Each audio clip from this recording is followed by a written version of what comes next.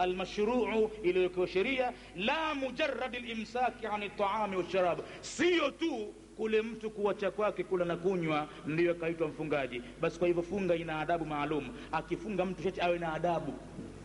Mfungaji kama hana adabu, basi Mwenyezi Mungu anakuwa hana haja ya saumu yake. Shati awe ametaadab barabara, anachunga ulimi wake sawa sawa, anauziba masikio yake, anatia nta, hataki kusikiza umbea yoyote ule. Ulimi wake anaufanya urutubike na kusoma Qur'ani, kumtaja Mungu, hataki kabisa kudhukuru aibu za watu. Miguu yake anaiuliza, unakwenda wapi sasa hivi miguu wewe? Panafaa unakwenda huko? Nitapata faida mie? Ikiwa darasani basi naam, tunzetu sasa. Wallahu a'lam, na Mwenyezi Mungu ndiye ajuaye.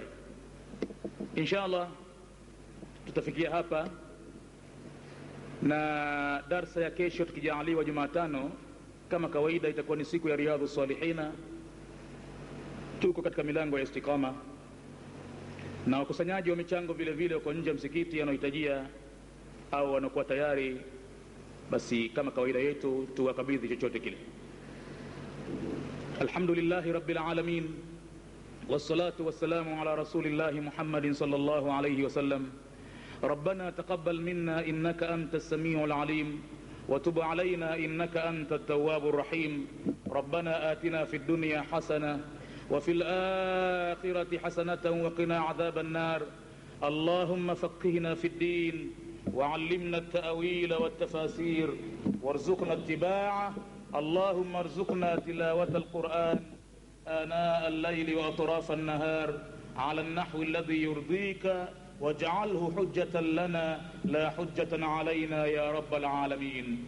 اللهم اجعل هذا الشهر الكريم شاهدا لنا لا علينا، فرج فيه الكروب واستر العيوب واغفر الذنوب يا علام الغيوب برحمتك يا أرحم الراحمين. اللهم إنا نسألك موجبات رحمتك وعزائم مغفرتك والغنيمة من كل بر والسلامة من كل إثم والفوز بالجنة والنجاة من النار.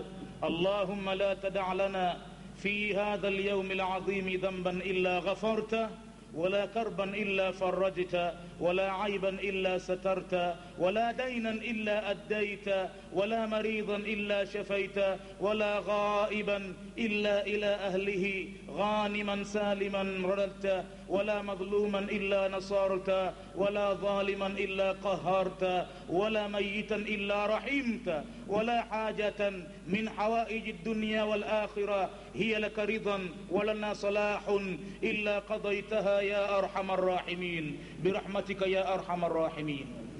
اللهم عليك بكل من كادنا بسوء، اللهم عليك بكل من كادنا بسوء، اللهم عليك بكل من كادنا بسوء.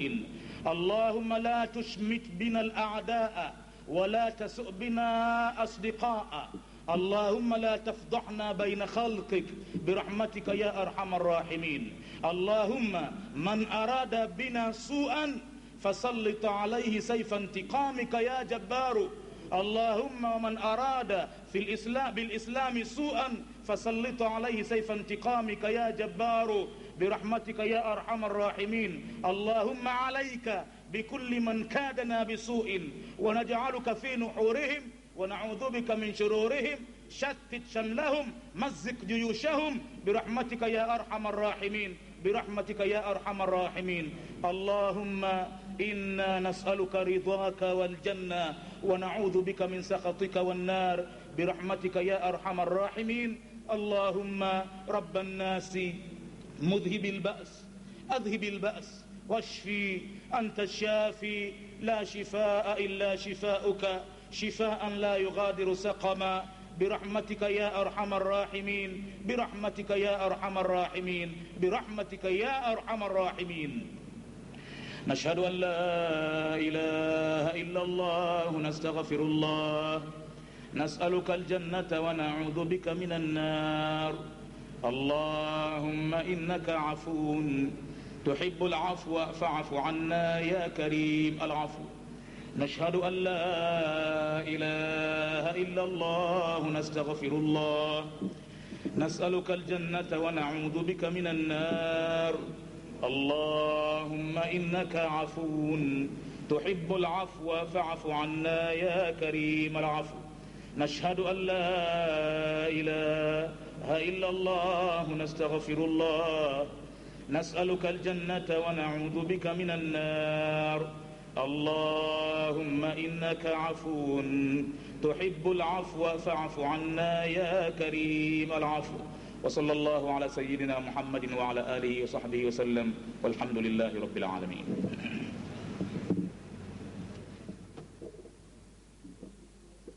وجد قلب محمد خير قلوب العباد فاختاره لرسالته. Akauona moyo wa Muhammadi ndio moyo mzuri zaidi kuliko nyoyo za viumbe wote, akamchagua kwamba huyo ndio anafaa kupewa utume wa mwisho, akakamilisha sheria. Na hivyo ndivyo anavyofanya Mwenyezi Mungu kwa mitume yote. Anamtizama kwenye kaumu ile, kwenye watu wale, yupi afaye kuwa mtume, anamwangalia tokea uchangani kwake alikozaliwa, yukoje moyo wake. Si kama anajisukumia tu, si kama anashtukia tu kwamba utume huu umempa mtu sie. No, najuta. Kumbe levi, kumbe rogi, kumbe ninaingilia wanawe. La. Fanya nini kama mzimu. Kwa hiyo tafsiri za kina Suyuti Jalaleni zilikuwa na maneno ya neno kwa neno. Na walipokosa maana ya Qur'ani wakaingia katika Israiliyat wakati chungu nzima.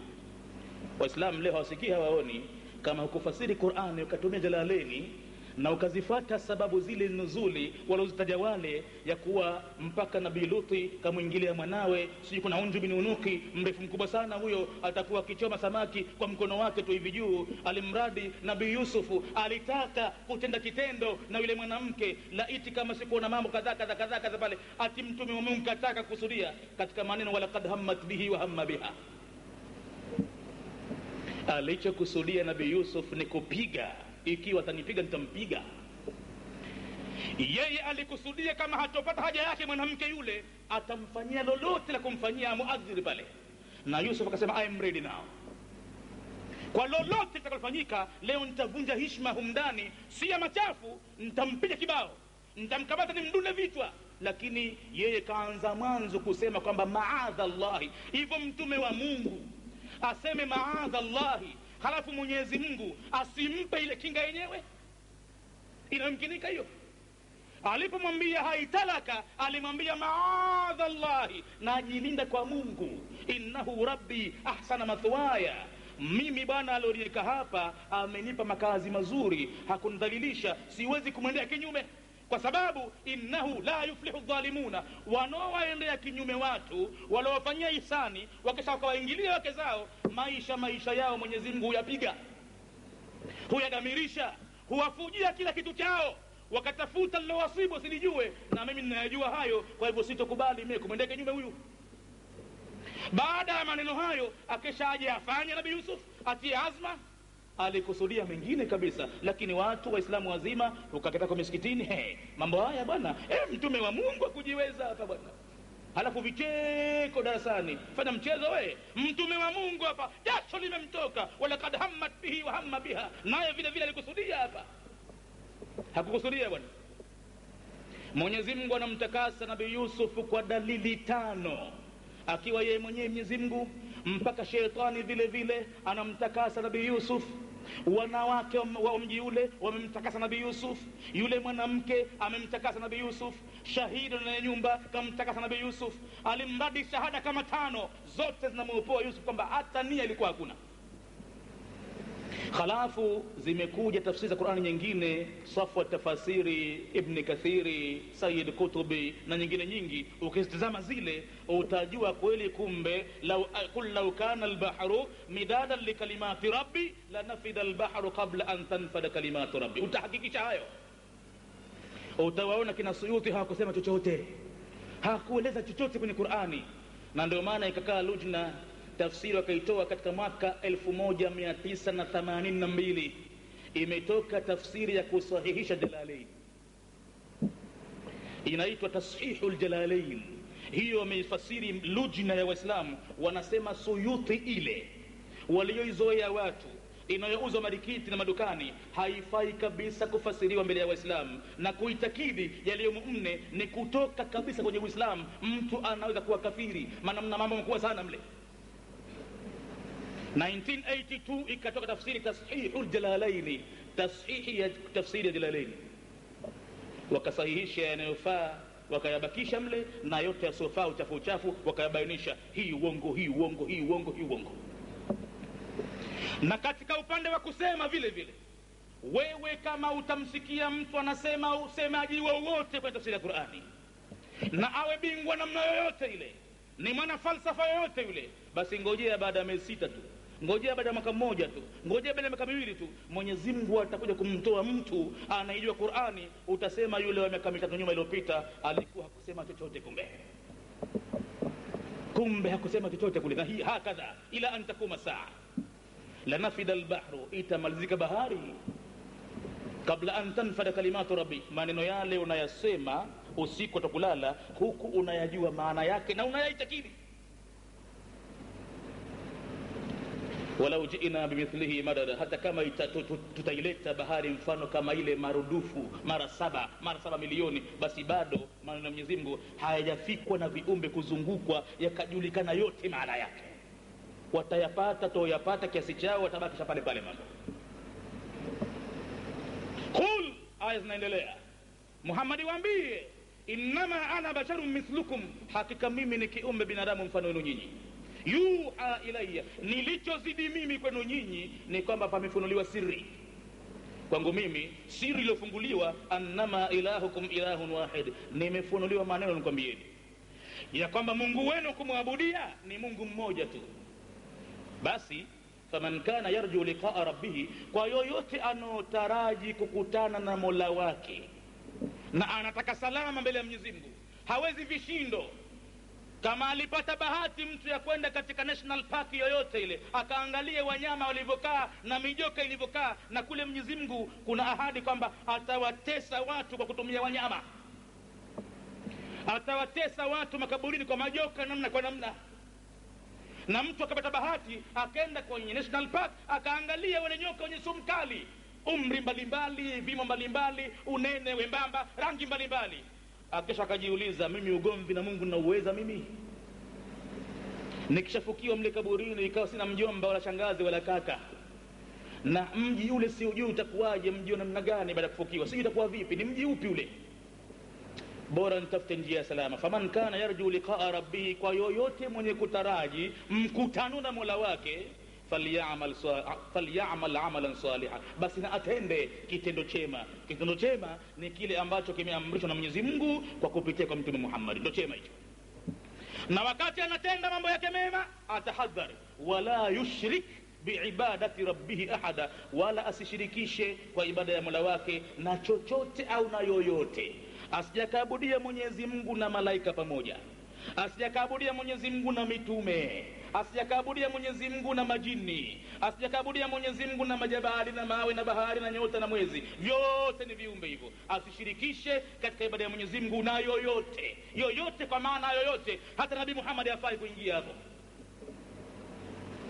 Wala yushrik biibadati rabbih ahada, akiyasoma mtu maneno yale yaliyomo katika suratul Kahfi kwa kuamini, huku akiwa kishatawadha udhu wake kamili kabisa, anapanda juu ya kitanda, anasoma maneno yale, na kisha anamwambia Mwenyezi Mungu, mimi ya Allah nitapenda kuamka leo saa 9 ya alfajiri ili nipate kukudhakiri, ili nipate kuinuka, nipate kufanya tahajjudi, nipate kufanya qiyamul laili. Basi naam, saa 9 juu ya alama. Tena utastaajabu wale khudamu rahmani wanapotumika kukuamsha. Kuna wakati utaona unatikiswa mguu kabisa kabisa juu ya kitanda, na ukiamka humuoni mtu, unalala peke yako. Kuna wakati linapigwa dirisha nje na jina lako linaitwa fulani fulani fulani fulani, kumekucha, na hakuna mtu yoyote. Na kuna wakati vishindo tu vitafanya vishindo vyovyote vile, ili mradi wewe uje juu tu lazima. Au kuna wakati kuna ndoto nzito utakuwa unapambana nayo, halafu lazima uje juu, na huku na hema sana kwa ndoto kama ile. Na ndoto kila ikikaribia alfajiri na hatari zaidi, alimradi utafanyiwa lolote lile uje juu wakati ule. Time zako zikifika, wewe lala saa 7 saa 8, lakini saa 9 ikifika juu alama lazima uje juu kwanza. Halafu tena pale ukifanya uvivu umechoka siku moja unaweza kulala tena. Lakini time zikifika zile lazima uje juu. Nukus aya hii kuliko saa yoyote alarm watch. Ni ahadi ya Mtume hivi. Kwa hivyo mtu aliyokusudia sala bwana hana haja ya makelele. Huna haja ya kumbwekea, kuudhi watu, kuudhi wagonjwa majumbani. Wanapata taabu wagonjwa majumbani alfajiri bwana. Na wanapata taabu watu waliokuwa wamo kwenye qiyamul layl alfajiri majumbani, wanakorogwa. Mtu keshatia kesi ya Qur'ani msikitini anakukorogea ibada yote. Au kakakitako muda saa nzima yeye anafanya ghasia, muda saa nzima anafanya ghasia. Kwa mfano anaamua kusoma yeye mwenyewe Qur'ani, hajui kusoma Qur'ani basi. Hapati hata aya moja, hajui ahkami, hajui pa kuvuta, hajui kutia shada, hajui. Anatukana mtindo mmoja, anatukana tu. Wahum yahsabuna annahum yuhsinuna sun'a. Na wenyewe wanajidhani kwamba wanaofanya ni mema, na hata watu waseme namna gani wamekamata kamba moja, wanashindana, hawayaachi ila kuzidi tu basi. Nani anaofanyia upinzani huo? Watamuona mwenyewe yupo na hana haraka nao. Dharni waman yukadhibu bihadha alhadith. Mwenyewe subhanahu asema niachie peke yangu na anaopinga mambo haya. Tutaonana. Sanastadrijuhum, na wavuta kuja kwangu pole pole, min haythu la ya'lamun, katika hali ambayo hawajui. Walikuwa kitambaa mara wakenda mara wakawa hivi, leo nywele nishazibadilisha shakuwa nyeupe, mpaka ndevu shaanza kuwa nyeupe, kishaanza kukunyaa uso wake, kishaanza kuinama, namvuta sasa huyo. Wewe mache tu. Wa umli lahum, na nazidi kuongezea, inna kaidi matin, kwa sababu sina shaka nao, sina wasiwasi, hawanikimbii. Nguvu zangu ni madhubuti, siku nitomuita atakuja lazima. Hatofanya upinzani, hakutokuwa na dola ambayo itasema kwamba leo hendi huyu, sisi tupo Marekani hapa, hendi huyu, tuko na mabomu yetu hapa, hatoki huyu. Hapana, atakwenda. At-tathwibu, sasa tunaingia kwenye tathwibu ya adhana. Kuna kitu kinaitwa tathwibu. Wa yushra'u lilmuadhdhin at-tathwib. Imewekewa sheria kwa muadhini kuleta maneno ambayo yanaitwa tathwibu. Wa huwa, na hiyo tathwib, an yakula fi adhani subhi, ni kusema katika adhana ya asubuhi, baada alhayalataini, baada ya kumaliza hayya mbili, moja hayya ala sala na moja hayya ala alfalah, muadhin pale au anasema as-salatu khairun minan nawmi. Hii imethibiti kisheria, hii imethibiti kisheria, Mtume kaikubali manake. Yani swala ni bora zaidi kuliko usingizi. Na maneno haya yanatumika kwenye adhana moja tu ya alfajiri tu peke yake. Na kwa mujibu wa hadithi aliyopokea Anas ibn Malik, hadithi ya Nasai, anasema ya kwamba hilo jambo lilitumika kwenye adhana ya mwanzo. Adhana inakuwa ya mwanzo, lakini hata kama utalitumia mpaka adhana ya pili, angalau hicho kitu kidogo kipo kimekuja. Baadhi ya hadithi hazikubainisha ni adhana gani, lakini kuna baadhi ya vitabu kama sahihi an-Nasai, yeye kabainisha kwamba hii adhana ya kusema as-salatu khairun min nawmi ilikuwa ni adhana ya mwanzo tu, adhana ya pili kama kawaida. Lakini angalau kama utakosea, angalau kama pana khitlafu za maulama, khitlafu za hadithi zinagongana, nyingine hazikubainisha, angalau kama unaangukia humo afadhali kidogo. Kama utaitumia matamko haya katika adhana ya mwanzo na adhana ya pili, bado haijakuwa makosa ya moja kwa moja, kwa sababu kuna hadithi nyingine hazikuweka wazi ni adhana gani itumike as-salatu khairun min nawm. Qala Abu Mahdhura, amesema Abu Mahdhura yule, ya Rasulullah, ewe mjumbe wa Mwenyezi Mungu, alimni sunnatal adhan, nifundishe mimi sunna za kuadhini. Fa'allamahu, basi Mtume akamfundisha. Waqala, na akamwambia, fa in kana salatu subhi, itakapokuwa ni sala ya asubuhi alfajiri, qulta, utasema as-salatu khairun minan nawm. Na waadhini hao katika tamko hili sio atamka vipi sijui, kila mmoja na vyake.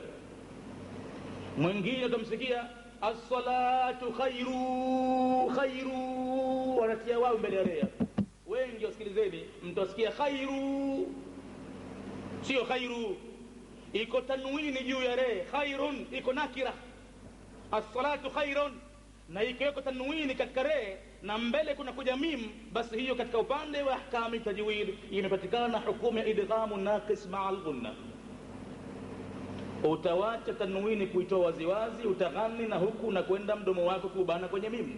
As-salatu khairum, khairum, unaghani juu yake kiasi haka mbili. Haya mambo ya dini bwana yataka mtu asomeshe japo kidogo. Inasikitisha kama baadhi ya misikiti wamewatafuta watu wasiojua chochote ndio akaweka kwa ndoa adhini wao. Hakupitia mtu chochote, hakusoma tafiki, hata hizo babu maajaa hajui. Ataiko wewe ndio mwadhini wote kwa kiadhini hapo. Yaani ile kazi imefanywa ni duni ya mwisho, haina maana yote. Ile kazi bwana kule kuadhini kumepatikana kwa sheria maalum. Watu walikuwa wanafanya mipango, labda tupige kengele kama wanaswara mtume kakataa, labda tupige baragumu kama Yahudi mtume kakataa. Ikapatikana ile namna ya kiajabu ajabu, zikaja ru'ya, masahaba wanaotesha usingizini, adhana itakuwa ni maneno maalum, mtume anathibitisha kuwa ni kweli, innaha la ru'ya haq, ndoto ni ya kweli, na maneno yake basi ni kisomo, na kisomo kinafuata mkondo ahkamu tajwid. Hukumu zile zile za kusomea Qur'ani ndizo unazozitumia kwenye kuadhinia vile vile, na sio kama itakuwa ni nyimbo mtu aimbe atakavyo yeye. Anakwenda mtu kwenye haraka zipita mpaka anaimba nyimbo hasa, si nyimbo adhana, ni wito maalum, ni maneno maalum ambayo ni kisomo. Maneno hayo ndani yake kuna kumtukuza Mwenyezi Mungu kwa akbaria, Allahu akbar, Allahu akbar, na kuna kushuhudia kwamba Mwenyezi Mungu yeye yupo na kwamba hakuna kuabudiwa isipokuwa yeye. Katika adhana kuna kushuhudia kwamba Muhammad ni mjumbe wa Mwenyezi Mungu. Katika adhana kuna wito wanaitwa watu kwenye sala. Katika adhana kuna kuhakikishia watu mafanikio ya daima. Katika adhana kuna kuthibitisha kwamba Mwenyezi Mungu yuko na hakuna afai kuabudiwa isipokuwa yeye, na kwamba Mwenyezi Mungu ni peke yake na Mungu ni mkubwa.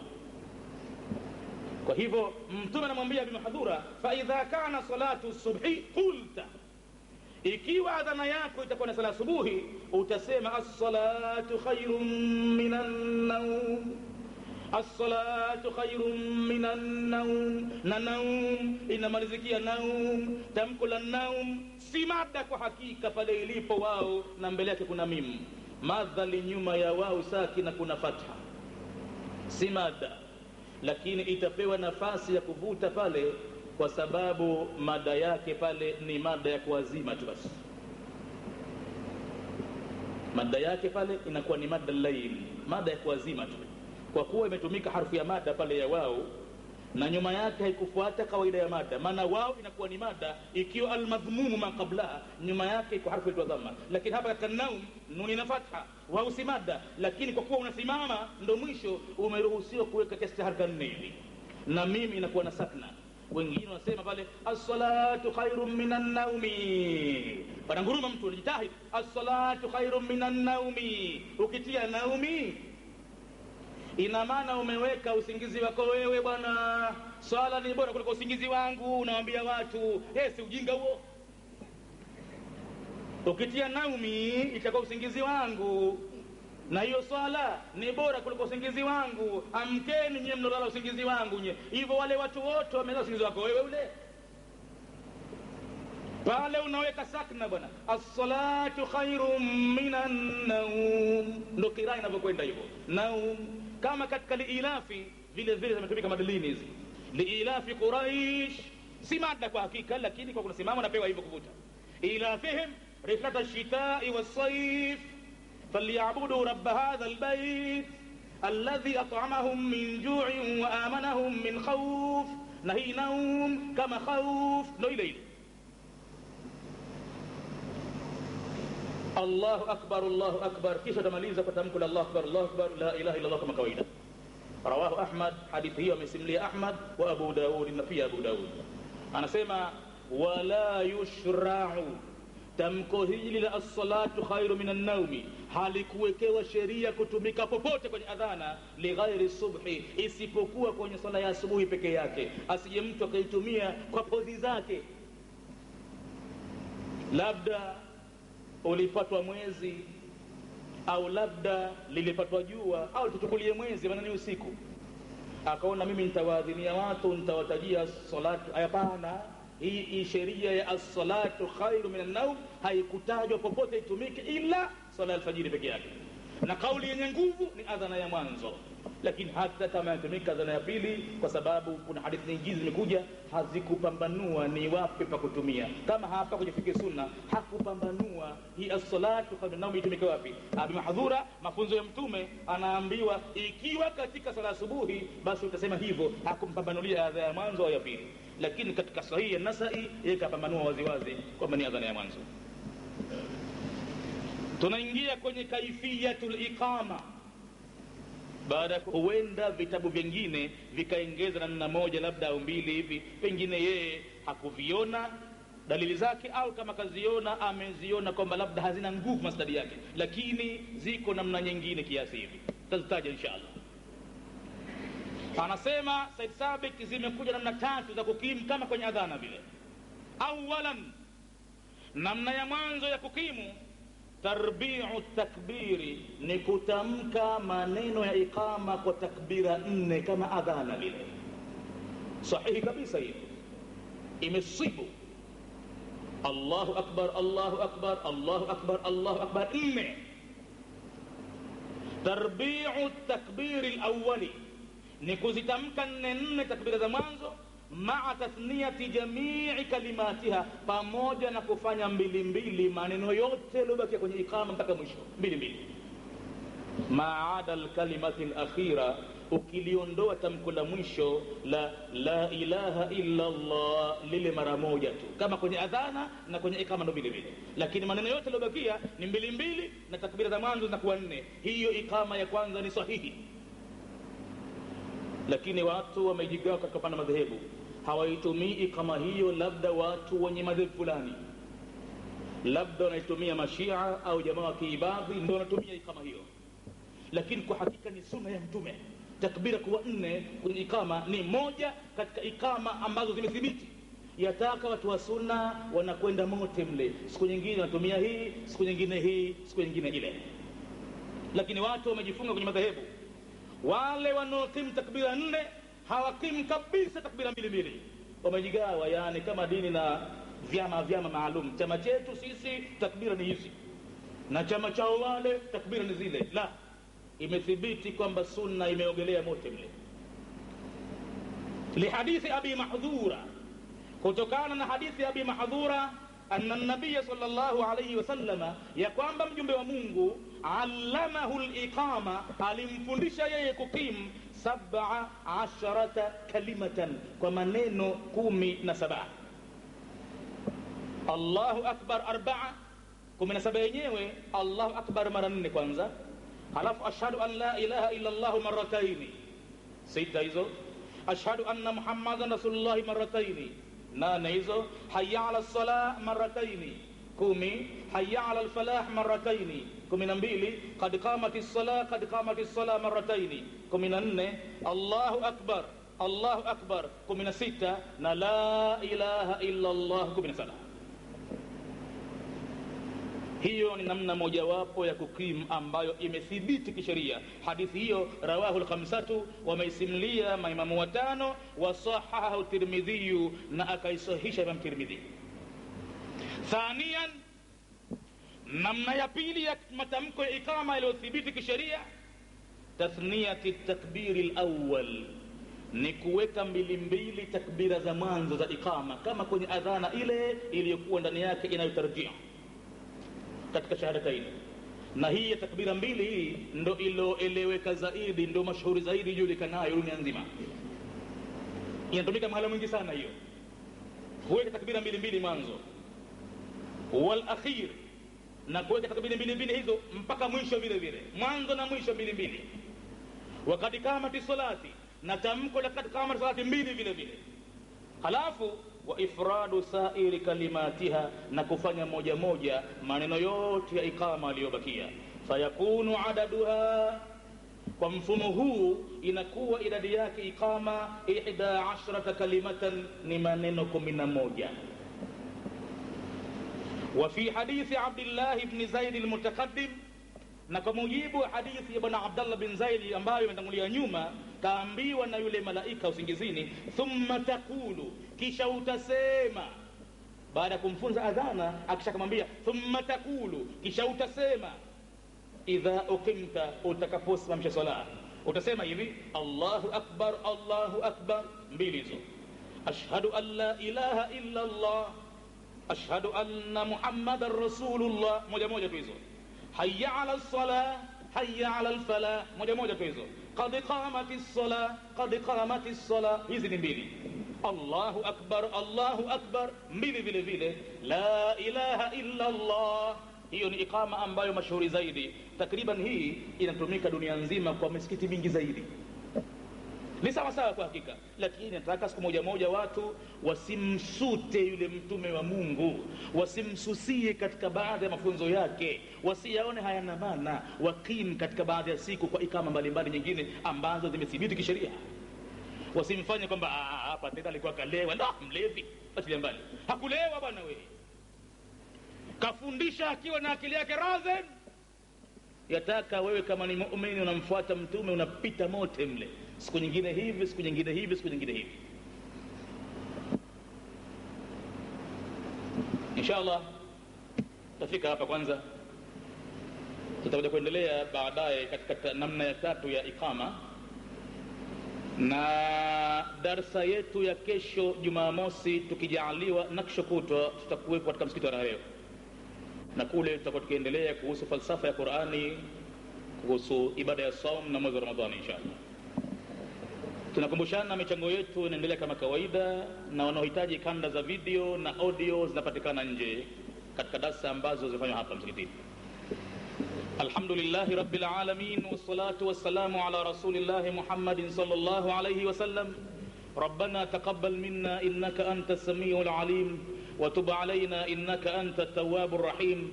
ربنا آتنا في الدنيا حسنة وفي الآخرة حسنة وقنا عذاب النار. اللهم فقهنا في الدين وعلمنا التأويل والتفاسير وارزقنا اتباعه. اللهم ارزقنا تلاوة القرآن آناء الليل وأطراف النهار على النحو الذي يرضيك، واجعله حجة لنا لا حجة علينا يا رب العالمين برحمتك يا أرحم الراحمين. اللهم علمنا ما ينفعنا وزدنا علما. اللهم علمنا ما ينفعنا وزدنا علما. اللهم علمنا ما ينفعنا وزدنا علما برحمتك يا أرحم الراحمين. فنسألك اللهم علما نافعا ورزقا واسعا وشفاء من كل داء، ونعوذ بك من علم لا ينفع ومن قلب لا يخشع ومن دعاء لا يسمع ومن نفس لا تشبع. نعوذ بك من هؤلاء الأربع برحمتك يا أرحم الراحمين. يا موفق الطائعين تحب، يا موفق الطائعين وفقنا لما تحبه وترضاه برحمتك يا أرحم الراحمين. اللهم إنا نسألك موجبات رحمتك وعزائم مغفرتك والغنيمة من كل بر والسلامة من كل إثم والفوز بالجنة والنجاة من النار.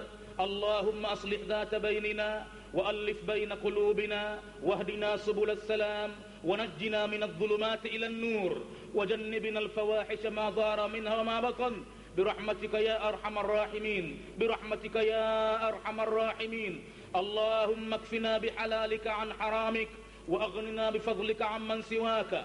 اللهم ارزقنا الحلال ولو كان قليلا وبارك لنا فيه، وباعد بيننا وبين الحرام ولو كان كثيرا كما باعدت بين المشرق والمغرب برحمتك يا أرحم الراحمين، برحمتك يا أرحم الراحمين، برحمتك يا أرحم الراحمين. نشهد أن لا إله إلا الله، نستغفر الله، نسألك الجنة ونعوذ بك من النار. اللهم إنك عفو تحب العفو فاعف عنا يا كريم العفو. نشهد أن لا إله إلا الله، نستغفر الله، نسألك الجنة ونعوذ بك من النار. اللهم إنك عفو تحب العفو فاعف عنا يا كريم العفو. نشهد أن لا إله إلا الله نستغفر الله. نسألك الجنة ونعوذ بك من النار. اللهم إنك عفو تحب العفو فاعف عنا يا كريم العفو. وصلى الله على سيدنا محمد وعلى آله وصحبه وسلم والحمد لله رب العالمين.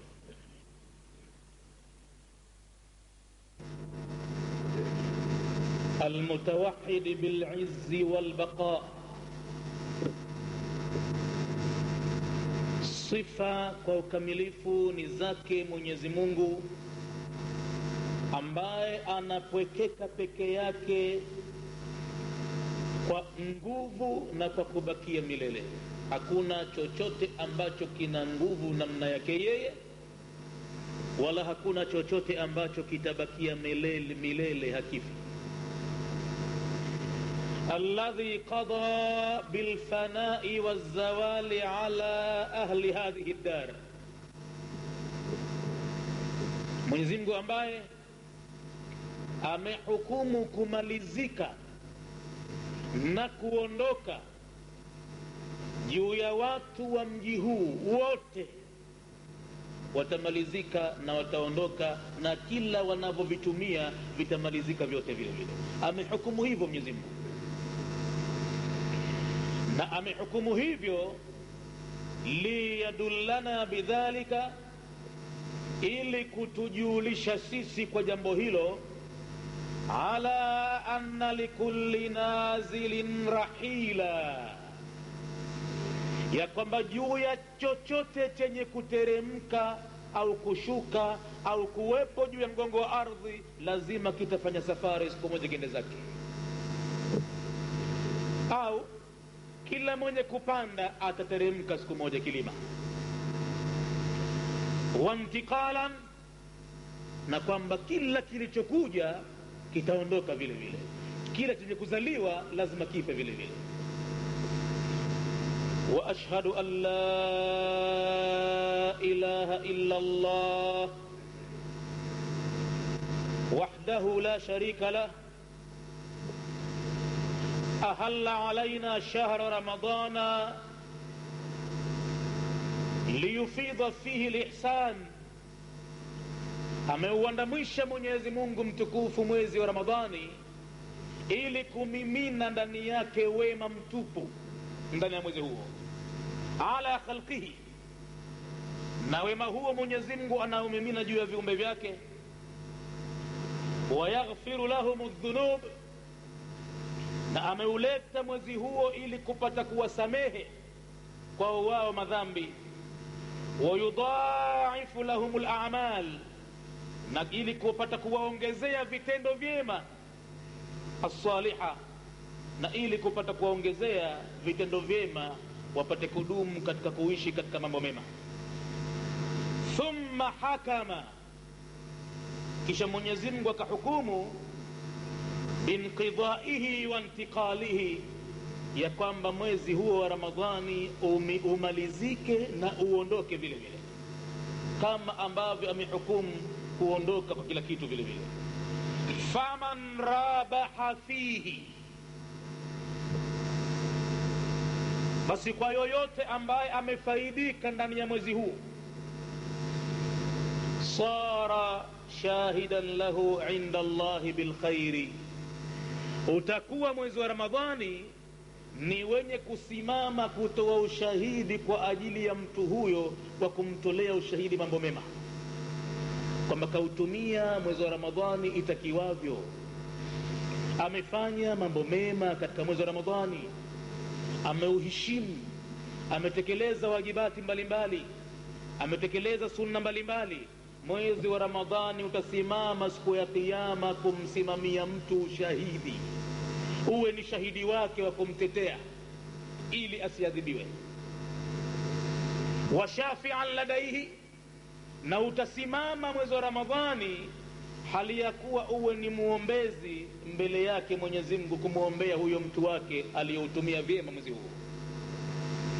Fi takhlisihi min aladhabi, hayo yote mwezi wa Ramadhani utayafanya katika juhudi na bidii ya kumuokoa huyo mtu kutokana na adhabu za Mwenyezi Mungu, wa tamkinihi min naili thawabi, na kwa ajili ya kumwezesha huyo mtu kuzipata thawabu za Mwenyezi Mungu. Lakini waman khasara fihi, na yule aliyekhasirika ndani ya huo mwezi wa Ramadhani, faqad dayya awqatahu, huwa amepoteza nyakati zake bure, asharifa, nyakati zilizokuwa tukufu, wa mawasimahu alazima, na amepoteza msimu wake uliokuwa mkubwa, billahwi walghaflati wattafriti, amepoteza nyakati hizo na akaupoteza msimu huo billahwi, kwa mambo ya upuuzi, walghaflati, na mambo ya mghafiliko, kughafilika na dunia, wattafriti, na mambo ya kupuuza yenye kheri na yeye. fasarat hayatuhu, basi ukawa uhai wake mtu huyu, alaihi wabalan, juu yake ni nakama tupu. fasarat hayatuhu alaihi wabalan, basi ukawa uhai wake juu yake ni matatizo, ni nakama tupu. wasara shahru ramadana, na ukawa mwezi wa Ramadhani badili ya kuwa ni shahidi wa kumtetea yeye na kumuombea asiadhibiwe, mwezi wa Ramadhani badili yake ukawa shahidan alaihi, na sio shahidan lahu, shahidan alaihi. Ramadhani ikawa ni shahidi dhidi yake, ni shahidi kinyume na yeye, inda Allahi, tena mbele ya Mwenyezi Mungu, bitafriti, unamtolea ushahidi kwamba yeye alikuwa ni mpuuzaji, amewacha kutekeleza wajibu wake. Walidaati, na mwezi wa Ramadhani utamsimamia mtu ushahidi dhidi yake kwamba kapoteza nyakati zake tukufu. Wa khasaman lahu, na utasimama mwezi wa Ramadhani kuwa ni khasimu na mtu huyo, mgomvi wa mtu huyo, kidole machoni, pakashika nguo chanika, keka mbele ya Mwenyezi Mungu. Hakuna maskhara baina ya mwezi wa Ramadhani na yule mtu, kidole machoni.